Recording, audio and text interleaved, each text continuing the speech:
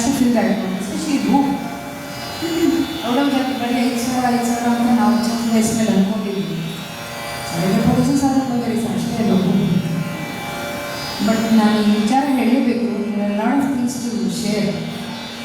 ಅದೇ ವರ್ಕ್ಶಾಪ್ ಮಾಡಿದ್ರೆ ನನ್ನ ಗುರುಗಳ ಜೊತೆ ಹೇಗಿತ್ತು ಅಂತ ನಾನು ಶೇರ್ ಮಾಡ್ತೀನಿ ತುಂಬ.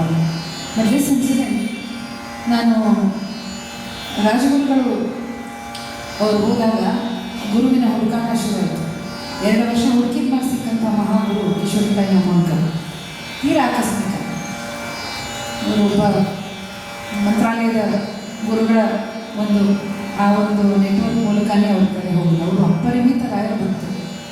ಕಾಲಕ್ಕೆ ಗೊತ್ತಿರಲಿಕ್ಕಿಲ್ಲ ಕಿಶೋರಿ ಅಮ್ಮಂಕರ್ ತುಂಬ ರಾಯರು. ಅಲ್ಲಿ ಹೋದಾಗ ಅವರು ಈ ಮುಲ್ಗಿ ಕೋಣಿ ಹುಡುಗಿ ಯಾರು ಅಂತ ಕೇಳಿದ್ರು. ಒಂದವರು ಹೇಳಿದ್ರು, ಇಲ್ಲ ಸಂಗೀತ ಭಟ್ಟಿ ಧಾರವಾಡದವರು, ರಾಜಗುರುಗಳ ಶಿಷ್ಯರು, ಭಾಳ ರಾಯರ ಭಕ್ತರು, ಹುಡುಗಿ ರಾಯರ ಅಂಗಡಿಯಿಂದ ಹೋಗ್ತಾರೆ. अच्छा गाते हो, गाओ, क्या गाओगे? ಏನು ಮಾತು ಹೊರಲಿಲ್ಲ. ತಬಲಾ ಅವ್ರನ್ನ ಕರೆಸಿದ್ರು, ದಿನ ಪ್ರದೀಪ್ ದೀಕ್ಷಿತ್ ಅಂತ ದಿನ ಪ್ರಾಕ್ಟೀಸಿಗೆ ಬರ್ತಾರೆ. ಅವ್ರನ್ನ ಕರೆಸಿದ್ರು, ಹಾಡೋದು ಯಮನ ಹಾಡು 35-40 ನಿಮಿಷ. ಅದರಿಂದ ಏನು ಹಾಡೋದು ಭಗವಂತನ ಹಾಡಿದ್ಮೇಲೆ ಅವ್ರು ಹೇಳಿದರು, बिल्डिंग तैयार है, फिनिशिंग काम बाकी है, मैं करूँगी. ಅಂದರೆ ಗುರು ಬಾ ನನ್ನ ಹತ್ರ ಕಲಿಸ್ತೀನಿ ಅನ್ನೋದು ಎಂಥ ದೊಡ್ಡ ಅನುಗ್ರಹ. ಅಲ್ಲಿ ಹೋದವ್ರು ವಾಪಸ್ ಬರಲಿಲ್ಲ. ನನಗೆ ಫಸ್ಟ್ ಅವ್ರು ಶುರು ಮಾಡಿದ ತಾಲೀಮು ನನಗೆ ರಾಗ ಭೂಪೊಂದಿಗೆ ಸ್ಟಾರ್ಟ್ ಆಯಿತು ನನ್ನ ತಾಲೀಮು. ಕತ್ತಿರ್ಬೇಕಲ್ಲ ಹಾಡೋದು, ಸ್ವರನೇ ಬರೋದಿಲ್ಲ.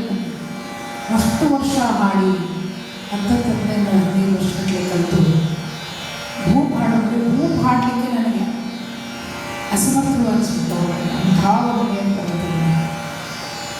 ಇವೆಲ್ಲ ಆಗಿರೋದು ನನ್ನ ಬ್ಯೂಟಿಫುಲ್ ಜರ್ನಿ. 2017 ಅವರು ನಮ್ಮನ್ನೆಲ್ಲ ಆಗಿದ್ರು ಕಿಶೋರಿಕಾಯಿಗಳು. ಏಪ್ರಿಲ್ 3ಕ್ಕೆ ಅವರಿಗೆ ಮಾರ್ಚ್ 21ನೇ ತಾರೀಕು ಫೋನ್ ಬಂತು. ಆ ವರ್ಷ ನನ್ನ ಮಗಳು ಬೋರ್ಡ್ ಎಕ್ಸಾಮ್ SSLC.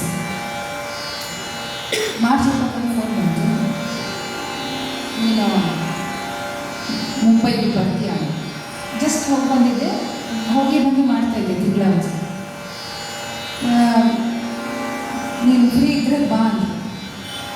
ಏನಿಲ್ಲ, ಇಲ್ಲಿ ಜೋಗೇಶ್ವರಿ ರಾಯರ ಮಠದಲ್ಲಿ ಅದು ಪ್ರತಿಷ್ಠಾಪನೆ ಆಗ್ತಾಯಿದೆ. ನೀನಿಂದೆ ಮಠದಕ್ಕೆಲ್ಲ ನಾನು ಹೋಗಲ್ಲ, ನಿಮ್ಗೆ ಗೊತ್ತಲ್ಲ, ನೀನು ಬರಲಿ ಅಂತ ನನ್ನ ಆಸೆ ಇದೆ.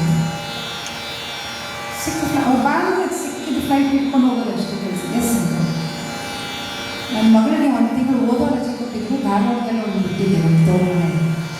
ಸೊ ವಾಪಸ್ ಹೋಗೋದು ಕರ್ಕೊಂಡು ಹೋಗಬೇಕಿತ್ತು. ಹೇಳಕ್ಕೆ ಧೈರ್ಯ ಇಲ್ಲ, ಸುಮ್ಮನೆ ಬಂದೆ. ಅವರು ದಿಲ್ಲಿ ಕಾರ್ಯಕ್ರಮ ಆಯಿತು 26ನೇ ತಾರೀಕು. ಕರೆದು 20ನೇ ತಾರೀಕಿಗೆ ಹೋಗಿ ಮತ್ತೆ ತಾಲೀಮು ಸ್ಟಾರ್ಟ್ ಆಯಿತು. ದಿಲ್ಲಿಯಲ್ಲಿ ಡಿಸೈಡ್ ಆಗಿದ್ದು ಮೂಕ್ ಮಾಡಬೇಕು ಅಂತ. ಮತ್ತೆ ಮೂಕ್ ಶುರು ಮಾಡಿ. ನಾನು ದಿಲ್ಲಿಗೆ ಬರೋದಿರಲಿಲ್ಲ, ಬೇರೆ ಸಾಕು ಮಾಡಲಿಕ್ಕೆ ಬೇರೆ ಶಿಷ್ಯರೆಲ್ಲ ಇದ್ರು. ಮೊಮ್ಮಗಳಿಗೆ ಕುತ್ಕೊಂಡು ಕೇಳ್ತಾರೆ, ತುಂಬಿಗೆ ಆಗಬೇಡಿ ಅಂತ ಇನ್ನೂ ಹಾಡು ಜೊತೆಗೆ ಕೂತಾಗ 22, 23, 24, ಅದು 23ನೇ ತಾರೀಕಿಗೆ ಮಠಕ್ಕೆ ಹೋಗಿ ಬಂದ್ವಿ. ಭಾಳ ಒಂಥರ ವಿಶೇಷವಾದ ವಿಶಿಷ್ಟವಾದ ಅನುಭವ. ಮತ್ತೆ ಮೂರು ತಾಲೀಮು ನಡೀತು 4 ದಿವಸ. ನಾನು ಹೊರಡೋ ದಿವಸ ಬಂತು, ಅವರು ಕೂಡ ದಿಲ್ಲಿಗೆ ಹೊರಡೋ ದಿವಸ ಬಂತು. ನನಗೆ ಕಡೆ ದಿವಸ ನನ್ನ ಫ್ಲೈಟ್ ವಾಪಸ್ ಹೋಗೋದು ಇದ್ದಿದ್ದ ದಿವಸ ಯಾಕೋ ಪ್ರತಿಯೊಂದು ಸಂಚಾರಕಲ್ಲಿ ಬಂತು. ಯಾಕೆ ಆಡ್ತಾ ಇದೆಯಾ ಅಂತ ಕೇಳಿ. ಅವತ್ತು ಅವ್ರು ಹಾಡಿದ್ದು ವಿಶೇಷ ಒಂದು ಗ್ರೂಪ್ದು ಸಂಚಾರ, ಒಂದೊಂದು ಆವರ್ತನೆ, ಒಂದೊಂದು ತಾನ್ಗಳು, ಒಂದೊಂದು ಆಲಾಪನೆಗಳು ಎಲ್ಲೋ ಕರ್ಕೊಂಡು ಹೊಂಟೋಯ್ತು. ಯಾಕೋ ತುಂಬ ಆಡೋಕ್ಕೆ ಶುರು ಮಾಡಿದ್ರು. ನಂಗೆ ಹೋಗೋಕ್ಕೆ ಮನಸ್ಸಿರಲಿಲ್ಲ. ಅಲ್ಲಿಂದ ಕರ್ತವ್ಯ ಹೋಗಲೇಬೇಕು. ಮಗಳನ್ನ ಕರ್ಕೊಂಡು ಹಾಲ್ ಟಿಕೆಟ್ ತರೋಕ್ಕೆ ಬೆಂಗಳೂರಿಗೆ ಹೋಗಬೇಕು. ಸುಮ್ಮನೆ ಇದೆ.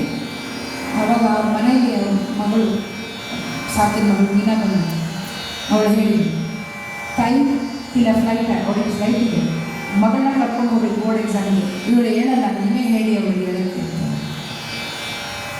ಅಚ್ಚಾ ಮೂಟು ಅಚ್ಚೆ ಮಜಾ ನಂಗೆ ಸಾಕ್ತಿಲ್ಲ, ಅವರೆಲ್ಲ ಸಂಗೀತ ಅಂತಕ್ಕಂಥದ್ದು ಹಂಗಿದೆ, ಚಲೋ ದಿಲ್ಲಿ ಚಲೋ ಮೇಲೆ ಸಾಕು ಹ್ಞೂ ಅಂತ. ಆಮೇಲೆ ಇಲ್ಲ ಕರ್ತವ್ಯ ಮಗಳಿಗೆ ಹೊಲಿಗೆ ಆಗಿದೆ ಜವಲ ಮಗಳಿಗೋಸ್ಕರ ಹೋಗ್ಬೇಕು, ಹೋಗ್ಬಾ ಬೇಗ ಬಾ ಲೋಕಲ್ಲಿ ಅಂತಂದ್ರೆ. The last was book, the first was book. ಅದಾದಮೇಲೆ ಮುಂದೆ ಒಂದು ವಾರಕ್ಕೆ ಅವರನ್ನು ನೋಡಲಿಲ್ಲ. ನನಗೆ ಸಿಕ್ಕಂಥ ಪಾಠ ಏನು ಅಂದರೆ, ಭೂಪದಿಂದ ಶುರು ಮಾಡಿದ, ಧೂಪದಲ್ಲೇ ಏನು ಮಾಡಿದೆ, ನಾವೆಲ್ಲಿದ್ವೋ ಅಲ್ಲೇ ಇದ್ದೀವಿ ಅಂತಕ್ಕಂಥ ಪಾಠ. ಅಂದರೆ ಸಾಧನೆ ಹಾಗೆ ಎಷ್ಟು ಹೋಗ್ತಿದೆ, ಭೂಪ್ ಮುಗ್ದಿಲ್ಲಮ್ಮ, ಭೂಪ್ ಶುರುವಾಗಿದೆ. This is what a Guru is. ಇಂತಹ ಗುರುಗಳು, ಇಂತಹ ಗುರುವ ಕಾಣಿನ ನಿಜವಾದ ರಾಯರ ಹಿಂಗೆ ನಮ್ಮ ಶಿಷ್ಯರಿದ್ದಾರೆ ಮಾಡ್ತಾರೆ. ಎಲ್ಲ ಶಿಷ್ಯರಿಗೆ ಇಂಥ ಗುರು ಸಿಗಲಿ ಅಂತ ನಾನು